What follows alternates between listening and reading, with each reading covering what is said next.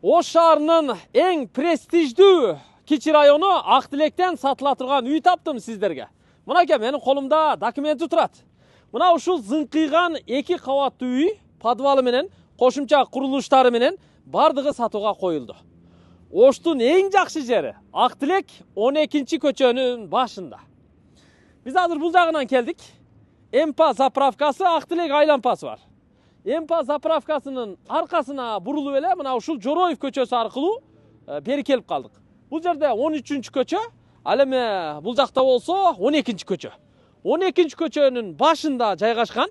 Бул жагы мына Берен маркети тарабынан келсе болот. Светофор, ал жерде клиника, ал жерде дарыкана, маркет бүт бардыгы бар. Чоң жолго жакын, чоң жол менен мына ушул Жороев көчөсүнүн ортосун болгону аллея бак гана бөлүп турат. Анда көрсөтүүнү уланталы, ушул үйдү шашылыш түрдө сатууга койду. Биз билебиз, бул үйдө дээрлик 1 жылдан ашык убакыттан бери эч ким жашабайт. Сиздерди гана күтүп турат туугандар. Үйдүн баасын $280 000 деп бааны койду. Эми жаккан болсо экрандагы номерларга чалып сүйлөшсөңүздөр болот. Даярсыздарбы? Анда баштадык. Бул жагы мына көчөнүн башы бурчтан башталат. Бул жагы болсо мына кошунанын дуалына чейин барып такалат. Көчө жагына дагы мындай ак кайың дарактарды эгип койгон. Бул болсо унаа киргизе турган дарбазасы, бул жакта болсо калиткасы бар. Бүт домофондоруна чейин бардыгы коюлган. Бисмиллахир-рахманир-рахим. Мына биз кирип келдик туугандар. Жер аянты 6 сотық. Кызыл китеп боюнча. Келиңиздер, мен далил катары документтерин дагы бир катар ачып көрсөтүп коеюн. Бул үйдүн тех паспорту. Мында болсо мына кызыл китеби. Кызыл китебинде жазылып турат, мынакей 600 чарчы метр жер аянты. Көрдүңүздөр, Ушул үй документи, тех паспорту эч кандай залог-пологдо эмес. Колдо турат, ээси менен нак кол алышып сүйлөшөсүздөр буюрса. Иншалла насип кылсын. Бул жер өтө сонун жер. Ак Тилек, чоң жолго жакын, маркет, аптека, салон бардыгына жакын. Бул жагы мына частный мектептерге, Ак Тилектеги 52-чи мектепке, андан сырткары шаардык ооруканага, мечитке, устаканаларга, кафелерге, чайканаларга өтө жакын туугандар. Айланасы бүт тосулган. Айланасындагы курулуштардын, дуалдардын сырткы фасаты, времянканын сырткы фасаты, үйдүн сырткы фасаты дагы бүт ушу ак түстө декор болгон. Анан чекелери мына бурчтары сары таш менен комбинация болуп, фасаты кооздолуп жасалган. Үйдүн узун туурасы 12-ге 14. Бул тарабы 12 метр туурасы, бул тарабы 14 метр узундугу. 3 уровень подвалына бул жактан кирет. Үйдүн кире бериши бул жер. Фундамент, астыңкы подвалдын фундаменти туугандар жерден 1,5 метр бийик көтөрүлүп турат. Көрүп турасыздар, Бүт терезелери мына күрөң түстөгү пластик терезелер. Москитный сеткалары, түнкү жарыктары дагы коюлган. Бул дагы мына тепкичи, нарагынан деле, берагынан деле чыкса болот. Тепкич бүт кафелденген. Үстү мына поликарбонат менен жабылган. Бул болсо мына чоң эшиги. Эшикти ачып эле сразу үйдүн ичине биринчи прихожка, бут чечмеге кирип келесиздер. Киргенде мына сол жакты бурулуп караңыздар, төрдө кийим илгич. Ал эми сол жагында болсо дуалда домофон турат экраны менен. Ушул жерден сырттан келип кнопканы ким басса карап көрсө болот. Бул жер өзү прихожка, полу кафелдениптир. Ал эми оң жакка болсо атайын кийимгече, бут кийимдер үчүн атайын шкаф койгон. Экинчи эшикти ачып эле бияка киргенде мына үйдүн коридору. Бөлмөлөрү дагы кенен, коридору дагы кенен. Өзүңүздөрдү мында кенен алып жүрүп сезип жашайсыздар да. Түшүндүңүздөр туугандар. Бул жерде азыр бул үй жашаганга дап-даяр. Бардык бөлмөлөрдөгү дуалдардын ички тарабы обой менен жасалган. Потолоктору гипсокартон, натяжной, люстра, софиттери бардыгы илинген. Анан эшиктер, бардык бөлмөлөрдүн эшиктери под заказ жасалган туугандар. Мына эшиктерди караңыздарчы. Бул стандарт эшик эмес. Бийик эшиктер үстүндөгү коронасы менен жасалган. Ички доборлору менен. Чекеден тааныштырабыз. Мына сырттан кирдикпи? Оң жакта күзгү бар. Үстүндө 2 бра лампасы менен. Андан кейін мына бул 2 канаттуу чоң эшиктен киргенде бул ашканасы. Мына бул жакты бурулуп караңыздар. Ашкана дагы өтө кенен. Бул жакта болсо мына ашкананын немереги коюлган. Фартугу кафелденген, электроточкалары, идиш жуучу жайы, газ электропечка, вытяжка астында духовкасы, бул жакта идиш жуучу аппараты бүт бардыгы коюлган да. А мында болсо аралча, холодильник оң жак төргө коюлган. Отопление бар. Бул жагында терезе, мына жагында дагы чоң терезелери, эки жагында отопление радиаторлары менен. Бул чай иче турган стол мына ортого коюлат тугандар. Бул жакта мына стульчиктери менен. Үйдө 4 жерде камера көзөмөл коюлган. Wi-Fi бар, камера көзөмөл бүт коюлуп орнотулган. Бардыгы даяр иштеген абалда. Бул ашкана болду тугандар. Полу мына бол кадимки ламинат. Мында кичинекей размерде өзгөчө сапаттуусунан. Күрөң түстө, дуалдары бардыгы обой, потологу мына бол баягы 4 бурчтук формада гипсокартон менен жасалган экен. Бул биринчи бөлүмө болду, ашкана. Андан кейін бұл жақта 2 қатар зал бар. Залдың бири мына бол. Бұл бөлмөнүн турасы 4 метр, узундугу 6 метр. 6-га 4, 24 чарчы метр чыгат. Диван креслолор коюлган, мунун баары калат. Килем салынган, бул дагы калат. Телевизор, Wi-Fi, модем бүт бардыгы коюлган, бардыгы калат. Камера көзөмөлдөргө чейин туташтырылган. Бул жагында бир терезе бар. Терезе дагы полдон 20 сантиметрден кийин эле башталган. Бийикке чейин. Пардалар илинген, терезеси пластик. Эки жагында отопление радиаторлары менен. Бөлмө жылуу. Потолок, гипсокартон, натяжной, бассейн болуп жасалган, люстралар илинген. Анан ар бир бөлмөгө вытяжка койгон. Андан кийин бул жакка кириңиздер. Бул бөлмө дагы зал. Ошондой эле аянтта. Узундугу 6 метр, турасы 4 метр. 24 чарчы метр чыгат. Бул түндүк тарабында, көчө жагында жайгашкан. Конок столу, стулдары менен коюлган. Ушунун эле комплеги. Бул жакта мына көрүп турасыздар, шкафы. Бул жерде болсо TV зона кылса болот. Ортосунда комоту менен. Дуал гүлдүү обой. Бул жак TV зона. Потолок бассейн. Люстрасы илинген. Натяжной. Көрүп алдыңыздар, а? Жүрүңүздөр, эми мына жакка жүрүңүздөр. Бул жактан сырттан киргенде сразу сол жакка биринчи эшиктен кире турган болсок, бул жакта биринчи кабаттын санузели жайгашкан. Аябай кенен. Санузелин ушунча чоң жасаган, ушунун эле үстү экинчи этаждагы санузел. Мына караңыздар, төрдө душевая кабина.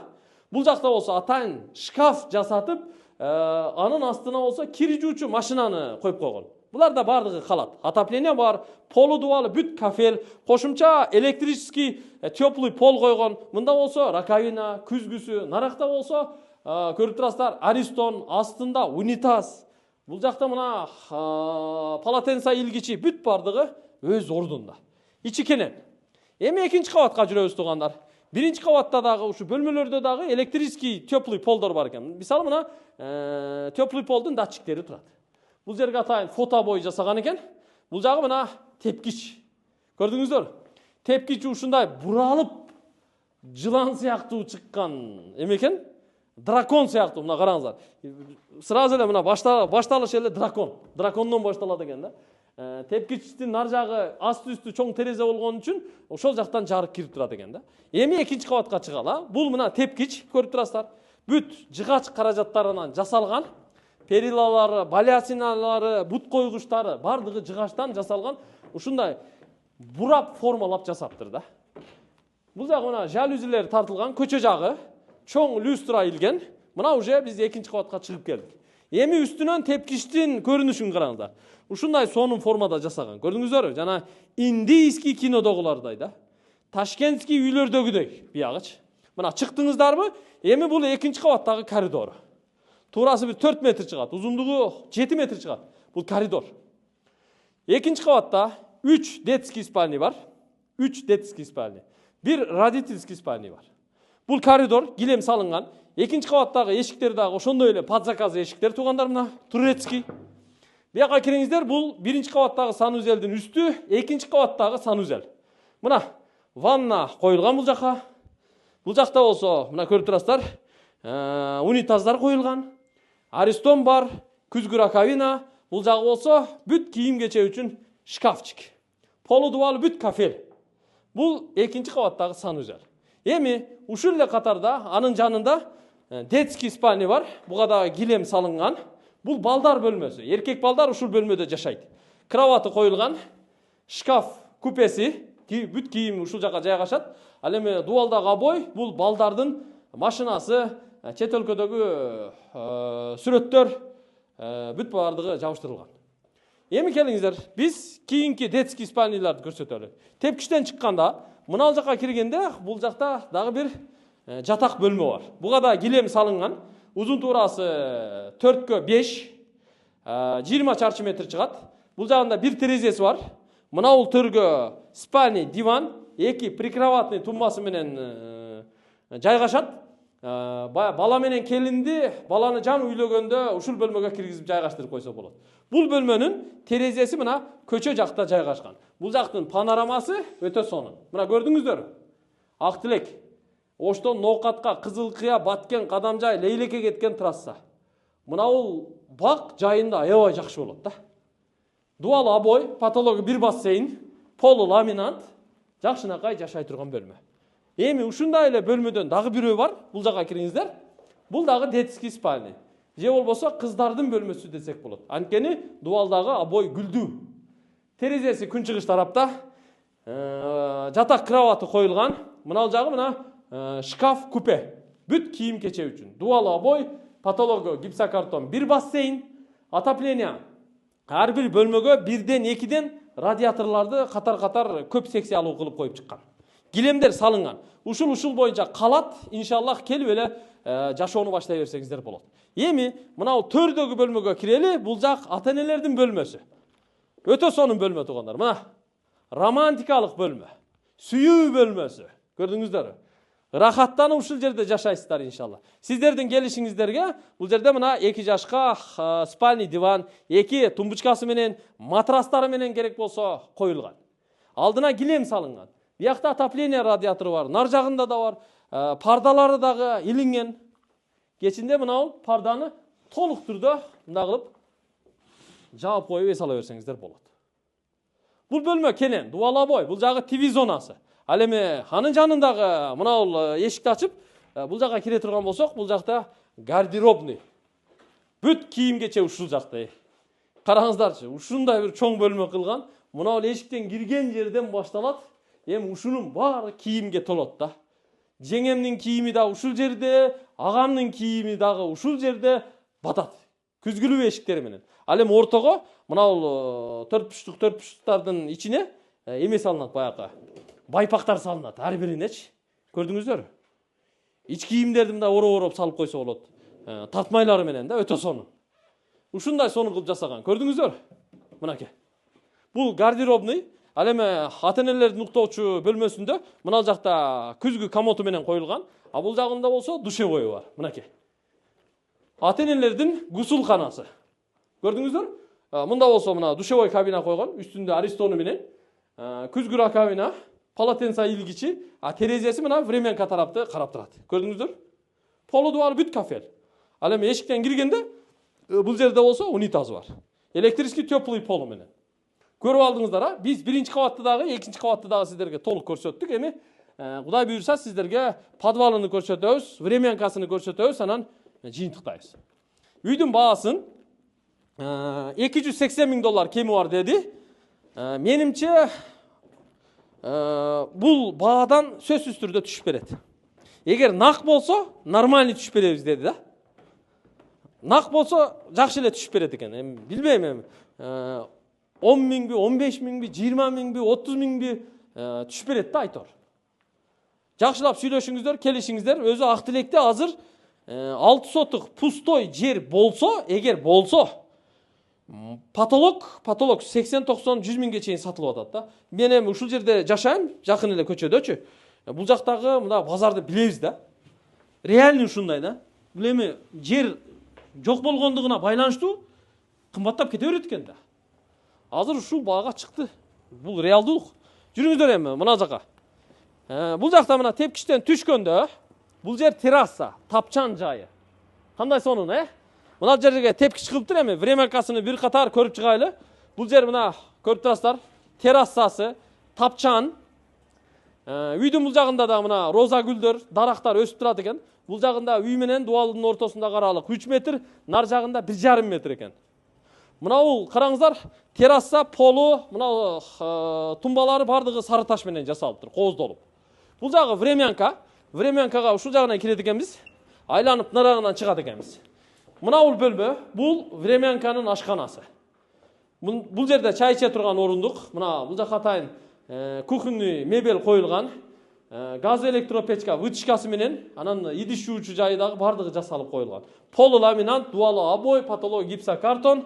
Ортодогу эшиктен бияка киргенде бул холл зал. Бул времянканын холлу залы, чоң бөлмөсү. Аябай кенен экен, Г формасында. Мына 12-чи көчө жагында 2 форточкасы бар. Астында 2 отопление радиатору менен. Бул жактын отоплениясы өзүнчө, чоң үйдүкү өзүнчө иштейт экен да. Бул жака келиңиздер. Мына жакта коридор бар. Мына жака кириңиздер мынакей. Биякта бир бөлмөсү бар. Эми биякта эч ким жашабаганы үчүн мына обойлор бир аз сыйрылыптыр. Эми косметикалык ремонт жасаш керек. Бул бөлмө узун турасы 3x4, 12 квадрат, спальный. Ал эми мына жака жүрсөңүздөр, биякта санузел бар. Душевой кабина, отопление, кир жуучу машина, унитаз, раковина бүт бардыгы коюлган. Биякта дагы беймарал жашай бересиздер. Үйгө баягы конок келип калса, мына спальныйга киргизип коесуздар, биякта жуунуп таранып жашай берет да. Кайра эле мына биз сыртка чыктык азыр. Келиңиздер. Биякта болсо очокканасы бар. Мына очокканасы көрдүңүздөр? Очокканада 3 казан коюлган, вытяжкасы жасалган. Мына самовар филягасы менен бардыгы коюлган. Очоккана мына көрүп турасыздар, кафелденген. Биягы мына текчеси экен. Нарагында времянканын отопление печкасы коюлуптур. Бул очоккана, ушунун эле жанында, бул жагында гаражы бар. Унааны туугандар ушул жакка киргизип коесуздар да. Сырттан үйдүн алдына киргизгенде бияка арты менен секин киргизип кое бересиздер. Мына үйдүн алдындагы площадкага дагы бүт көрүп турасыздар, сары таш басылган. Сары таш басылган. Анан үйдүн алдында чакан жашыл зонасы бар. Декоративный гүлдөр, арчалар, алма, бул жагы мына роза гүлдөр отургузулуптур. Суу бар. Мына үйдүн алдында эле бир 4-5 унаа кенен батат да. Эми жүрүңүздөр, подвалга кирели. Подвалга үйдүн мына көчө жагынан кирсе болот экен. Мына катарга дагы мына арча, дарак, гүлдөр эгилиптир. Үйдүн артында да 1,5 метр аралык бар экен. Мына газ ушул жак менен кирген, мына трубалары турат, Эми бул жакка жүрүңүздөр. Мына жерде тепкич бар экен. Тепкич менен ылдый түшүп, эшикти ачып киргенде 12-ге 14 размериндеги үйдүн асты полностью подвал. Мына бул биринчи бөлмөсү, мына. Отопление системасы ушул жерден биринчи кабатка өзүнчө насос труба менен, экинчи кабатка өзүнчө насос труба менен жылуулук берилет экен. Подача обраткасы бүт жасалган, стабилизатору менен. Бул жакта мына газовый печка. Газ печкасындагы жаңы орнотуптур. Себеби мурда башка печка койгон экен эле. Бул анча көңүлгө жакпай, азыр көңүлдөгүдөйүнү зорун алып келип коюптур. Жакын деле койдук деди туугандар. Азыр мына 41 градус иштеп турат. Үй жылуу. Кокус, газ өчүп калса, анда мына бул печканы иштетесиздер, көмүр отунду салып, күпүлдөтүп жага бересиздер. Бияка газды киргизип койгон. Анан мына жагы үйдүн подвалы. Караңыздар. Үйдүн асты бүт подвал. Мына жагы бир бөлмө. Мына жана санузелдердин асты өзүнчө бир бөлмө экен да.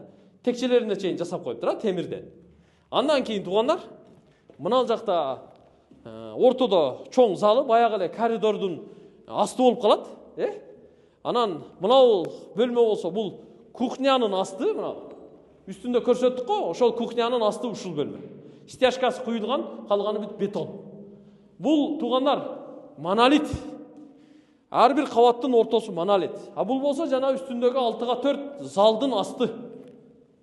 Бул да подвалдын чоң бөлмөсү. Эми буларды швейный цех кылып, же болбосо баягы не кылып иштетсе болот? Склад кылып иштетсеңиздер болот, спорт зал кылып иштетсеңиздер болот, кинотеатр кылсаңыздар болот. Айтор жакшы кылып иштетсе болот да. Кыскасы ушул туугандар. Мына ушул документ, ушул үй баары сиздерге насип кылсын. Негизгиси үй жайгашкан жери өтө сонун жерде. Бул Актилек кичи району өзү престижный район да. Мен дагы ушул жакын эле жерде жашаймын да. Бул жерди аябай жакшы билем. Бул жер мага да жагат. Менимче сиздерге дагы жагат иншалла. Анда жыйынтыктайбыз. Үйдүн баасын дагы бир жолу айтып өтөм. Баасы $280.000 кеми бар. Шашылыш түрдө сатууга коюлду. Эгер ала турган кардар болсоңуздар, анда эртерээк байланышыңыздар. Жөн эле баасыны интерес кылып эле сураш үчүн эле чалмай жок. Нак клиентсиздерби? Анда чалыңыздар. Келиңиздер. Кадам басып келип ушул жерде көрүңүздөр. Көңүлгө жактыбы? Анда ээси менен сүйлөшүңүздөр. Таза ушундай эле келише албай атсаңыздарчы, мени чакырыңыздар, мен келип бааңыздарды бычып берем иншалла. Ортодо отурупчу. Чотор чыгарасыздар бирок, эркекче. Түшүндүңүздөр, а? Так, анда жыйынтыктайбыз. Экранга номерларын жазып койгонбуз. Мектепке жакын, бала бакчага жакын, транспортко жакын, дарыканага жакын, салонго жакын, Сагынбаева клиникасына жакын, дагы эмнеге жакын? Газ бар, суу бар, свет бар, канализация бар, интернет бар, камера көзөмөл бар, домофон бар. Айтор, жашоого бардык шарт бар. Болгону акча эле болсо болду, жашай бересиздер иншалла. Кудай буйрса, мына бул аллеянын ичине дагы тротуар басыпчы келечекте. Елди бул аллеянын ичине кирип эс алганга уруксат берсе, анда вообще пай-пай болот бул жагычы. Кудай кааласа иншалла. Эмпан заправкасынан киргенден кийин 1-чи, 2-чи, 3-чү көчөдөн өткөндөн кийин 4-чү көчөгө жетпей, мына ушул үй.